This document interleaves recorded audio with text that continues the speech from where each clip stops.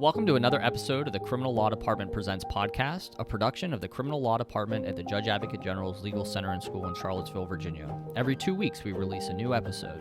Today, we're going to have a conversation about a recent opinion from the Court of Appeals for the Armed Forces. Please note that these episodes may contain facts and circumstances surrounding criminal trials. Listener discretion is advised. All rise! Hear ye, hear ye, hear ye! The Honorable United States Court of Appeals for the Armed Forces is now open and in session. God save the United States of America and this honorable court.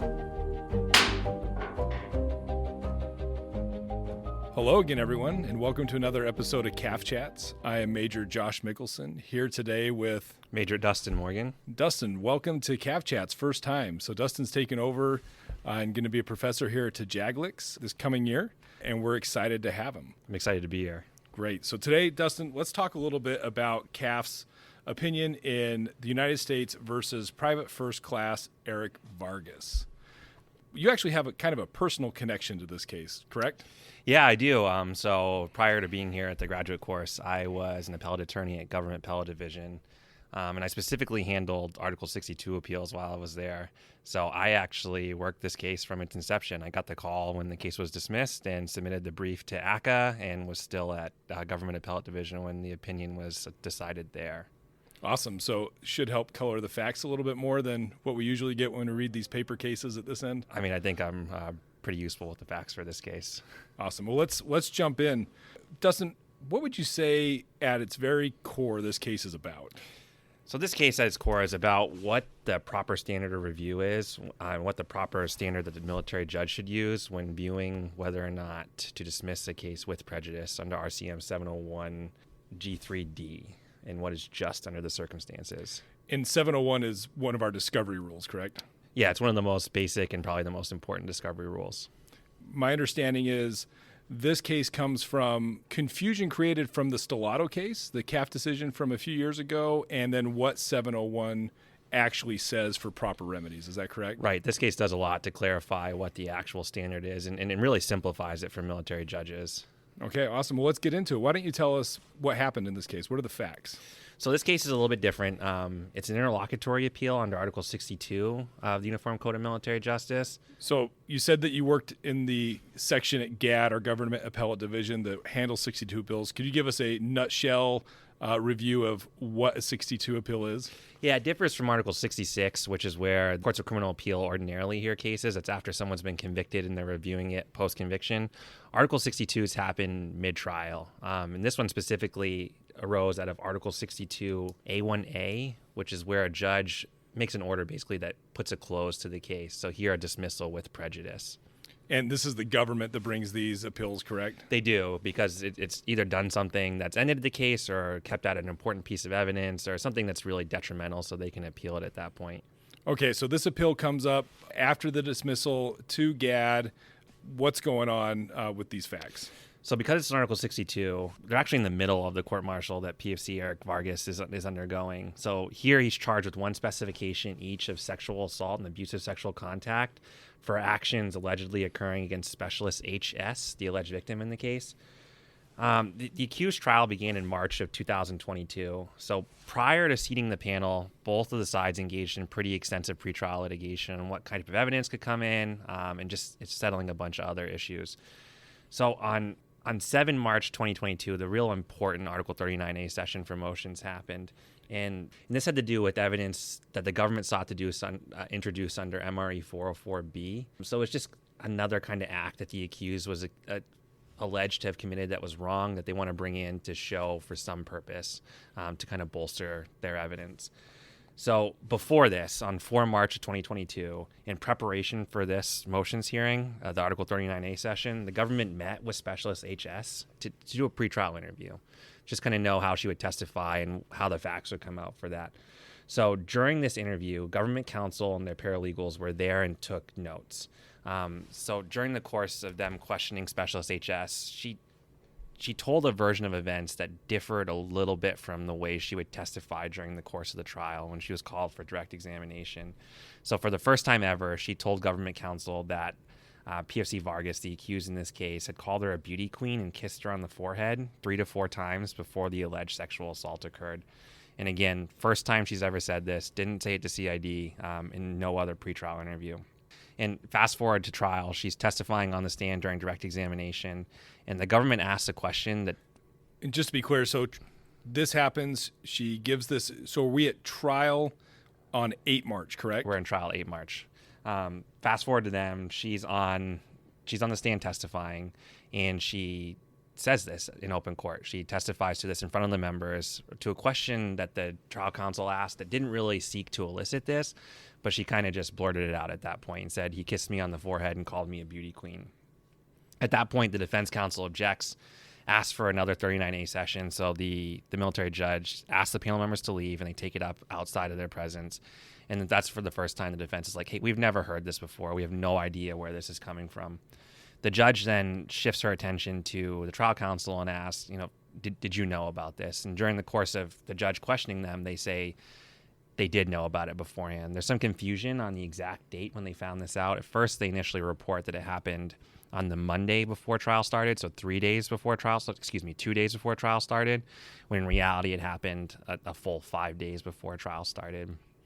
So during the course of further questioning, that the defense finally asked for the remedy that they're seeking under RCM 701 G3D, and they asked for a dismissal with prejudice, which they jumped to probably what's the most extreme remedy. They asked for the case to stop. Which isn't uncommon for defense counsel, right? Sure, it's in the interest of their client to get the case dismissed, especially with prejudice, can't come back.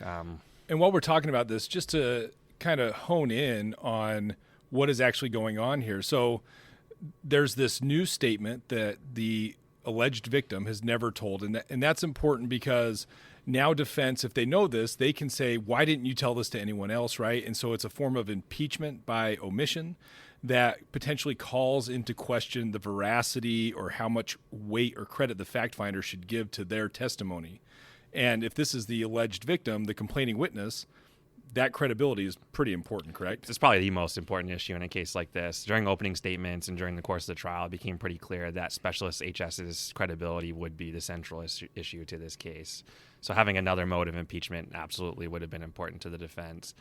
So the military judge then goes into an analysis of what remedy she should take. And kind of interestingly, the first thing she does is she kicks the trial counsel and the assistant trial counsel off the case. She says that your presence is no longer needed. The SJ can detail new trial counsel if he chooses to, and proceeds from there. They take a lunch break at that point. When they come back is when the new 2 trial counsel assigned to the case really dig into this. The defense again asks for dismissal with prejudice and in the alternative of mistrial. The judge takes a few minutes and ultimately dismisses the case with prejudice, and that's how we end up here. Okay, awesome. So pretty significant remedy that the judge crafted here, the dismissal with prejudice. And we'll get into that when we talk about C.A.A.F's analysis here. A couple things I want to talk about, though. Did the judge make any finding of bad faith that she decided, because she kicked the prosecutors off the case, before she did that, did she decide, hey, these guys were trying to hide this on purpose, they were acting in bad faith? No, actually the opposite. She declines to make a finding of bad faith and instead finds that they weren't acting in bad faith. Which is kind of significant, right? Because similar, we mentioned the Stellato case, which we'll talk about again. Both cases, the judge said, hey, no bad faith by the prosecutors. And then the analysis, well, what is the remedy we should take knowing that there's no bad faith? And so we're going to get into that. Right. Similar in that regard, for sure. So a lot to unpack here with the facts and the judge's remedy. Before we get into that, let's just discuss a couple baseline topics. So Rule for Court-Martial, or RCM 701, covers discovery disclosures by the government. Can you talk a little bit about what is a mandatory disclosure? What is it the government should have done here? Yeah, here in particular, RCM 701A6 is going to be in play. So what that mandates is if the government's in possession or learns of anything, or even knows of the existence of anything that would be helpful to the defense, they have to turn that over in their disclosures. And here, as you talked about, the Specialist HS's credibility was so central that any inconsistency would have fit under that umbrella and should have been disclosed. Yeah, so 701A6, titled Evidence Favorable to the Accused, similar to Brady and Giglio requirements, right? Government has to turn that over if it's going to be exculpatory or mitigating in any way. With that said, okay, new statement by the alleged victim, need to turn that over. They don't. What is the remedy for that? What does 701 G3D say? So 701 G3 in general gives the military judge kind of a plethora of options. I mean, there's a lot that they can do here. So specifically, it provides that when a military judge finds that a party has failed to comply with their discovery obligations, the military judge may take one or more of the following actions. So they can A, order the party to permit discovery, basically give the stuff over that you haven't. B, grant a continuance, so put a pause on the case and say, hey, we'll pick this up later. C, prohibit the party from introducing evidence, calling a witness, or raising a defense not disclosed. So here would be Specialist HS couldn't testify to that new evidence potentially. And the real issue here is D, enter such order as is just under the circumstances. And that's really what, like you said, really what this case is about, is those words right there, just under the circumstances. And this is where the Stellato case and the C.A.A.F decision, CAAF really looks at this and says, hey, the test that was applied by C.A.A.F and by the judge actually is the wrong test. Can you talk a little bit about that, where they got that language from and what it says? Sure. So the military judge, in making her ruling, cited a standard that she was required to craft the least drastic remedy sufficient to cure the discovery violation. So that language arguably comes from Stellato, arguably in dicta, but arguably generates there. So not only does the military judge use that and goes through the different remedies and shows why they're inappropriate to cure the discovery violation, C.A.A.F in analyzing the military judge's decision, ultimately overturning her at that level, says that this wasn't the least drastic remedy, that there were others available to her that she should have utilized instead of the dismissal. And so after the C.A.A.F review, the law is kind of the same, right? Like this just wasn't the least restrictive means that she had at her disposal. So she got the question wrong. And C.A.A.F actually says, well, even if she got the question wrong, the problem is that she didn't use the right test, correct? Right. So abuse of discretion, you're always looking for typically one of those two things, that they either applied the wrong law or applied the facts wrong, or applied the facts in a patently unreasonable manner. So C.A.A.F just said that she applied the facts wrong here and came to the wrong conclusion. C.A.A.F, in kind of reshaping what 701 G3D means, said that she applied the wrong law. And let's talk about that. What does C.A.A.F say the test should be? So they really go with a textualist bent here, and they say it's just under the circumstances. There's no requirement to craft the least drastic remedy sufficient to cure the violation. They go back to the text of 701 G3D and say just what's just. Do they give us any type of indication of what they think just is, or how is this different than Stellato? Because they don't say that dismissal with prejudice is improper in all circumstances. They kind of get into the weeds a little bit here. Can you talk a little bit about that? Yeah, so it's kind of a really fine distinction in what went wrong here. So instead of just focusing on curing the violation, the C.A.A.F is saying you have to cast a broader net here and really look at what's just under the complete picture of the court-martial. So what's just under all the circumstances. I like that language that you said there, that it was too narrow of a focus, because the court specifically said that. And it seems like the C.A.A.F, without saying it directly, is reading into this requirement that just under the circumstances isn't just focused on prejudice to the accused, but it's also everything. So the government has an interest or an equity here. Would you agree with that? No, I think that's right. And I think that their discussion later in the opinion about how drastic dismissal with prejudice is kind of feeds into that. So you have to consider the impact that the remedy is going to have not only on the accused, but on the government's case. So here terminating it has a pretty big impact. I mean, the biggest impact you can have from a military judge's decision. You can't get any bigger than just ending the case. Right. So, Dustin, with that in mind, with the test articulated, what does C.A.A.F ultimately decide here? So because the judge applied the wrong law here, in their opinion, they say that this case has to be sent back down. So it's basically remanded back to the trial court for the judge to take another crack at it, essentially, and craft a remedy that would be just under the circumstances using this real new textualism-based standard, looking at the complete picture and not just the least drastic remedy sufficient to cure the violation. So let's take a second with that in mind, because the court doesn't invalidate dismissal with prejudice as an alternative, right? And they compare this with Stellato, because they are clear to say, hey, Stellato is still good. The judge found some very specific facts in that case that stand out and make it different than this one. Can you talk to that a little bit? Sure. I mean, the whole emphasis on Stellato is kind of interesting here. I mean, first, because like this phrase didn't come like in a vacuum. I mean, there was language in Stellato that created the confusion there, and the CAAF acknowledges it. And I think it's their way of coming back and cleaning up the standard and making sure it's just simpler to apply. And second, they do compare it to that case. And they really use that as a focal point to talk about when dismissal with prejudice may be an appropriate remedy. I mean, this case and that are arguably different. I mean, that will be for, the future iteration of this to decide. But they highlight, for instance, that evidence in Stellato was lost permanently. I mean, they talk about how a witness died, and other evidence that wasn't preserved was just lost forever in time and wasn't able to be used by the accused in that case. They are similar in that there was no bad faith found, but again, they seem to talk about degrees of violations of RCM 701. Yeah, so in the Stellato case, with the fact that you can't bring that evidence back in court and that once it's been lost, in this case it's a little different because you have an inconsistent statement and that witness is still sitting in the witness chair, right? And you can confront them with that. Right, that will definitely be a consideration in this case when it goes back to the trial court for the military judge to decide. So just to be clear, this case is about what test the judge should use at the trial level when crafting a remedy for a discovery violation here. And CAAF is pretty clear. My understanding is that they should go to 701 G3D or G3 and follow the steps there, right? If 1 is just under the circumstances or 2 or 3, think about that. If not, and then I like this language in the opinion where it says, okay, so you get through the first 3 and now you're at D, anything else that's just under the circumstances, where CAAF says the military judge may impose dismissal with prejudice if, after considering whether less severe alternative remedies are available, she concludes that dismissal with prejudice is just under the circumstances. No, I think that's right. They're not eliminating the need to look back at lesser remedies to ensure whether or not they're just under the circumstances. You still go through that test. You still go through each of those lower ones to make sure that would satisfy RCM 701 G3D.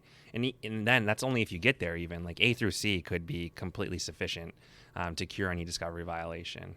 And I think the other big takeaway from what CAAF is saying is the judge shouldn't be solely focused on the harm suffered by the aggrieved party, here the accused, and trying to craft a remedy that's solely trying to get after that and correct that. It's a much broader, what does justice require overall? For sure. It's a much bigger totality test than that narrow view. Okay, Dustin, so with this in mind, what are any takeaways that we have for the field? Yeah, I think for military judges, this case is kind of abundantly clear what they should be doing, applying this new test. I think there's some greater lessons for trial counsel and defense counsel, though. And the first for trial counsel is the importance of discovery. It's always a good practice whenever you're interviewing a witness just to take note of what's ever different or what's ever new, and making sure under RCM 701 that you're sending those disclosures to the defense to avoid a situation like this.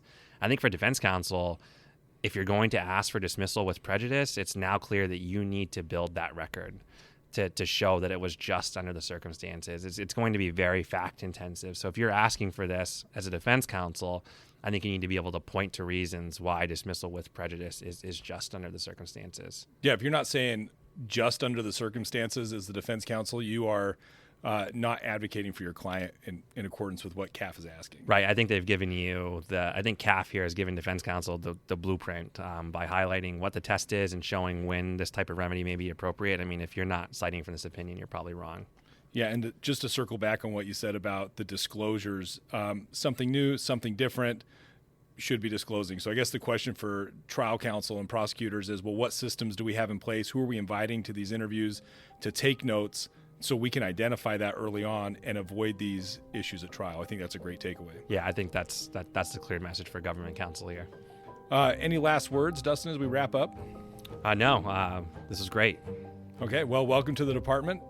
Looking forward to hearing from you further on CAAF Chats during your tenure here. And thank you, everyone, for tuning in and listening. Make sure you continue to smash that subscribe and follow us for all the important CAAF updates and our military justice grab bag. Thank you. Thanks for joining us today for another episode of the Criminal Law Department Presents podcast. If anything you heard sparked a thought, we'd love to connect with you. Your comments help us create better future content for the field or the fleet. Reach out to us on Facebook or Instagram. The information can be found in the show notes for today's episode. The views expressed in today's podcast are those of the presenters and not necessarily the Judge Advocate General's or the Department of the Army or the Department of Defense. The board thanks counsel for both sides, and the court will stand in recess until further order of the court.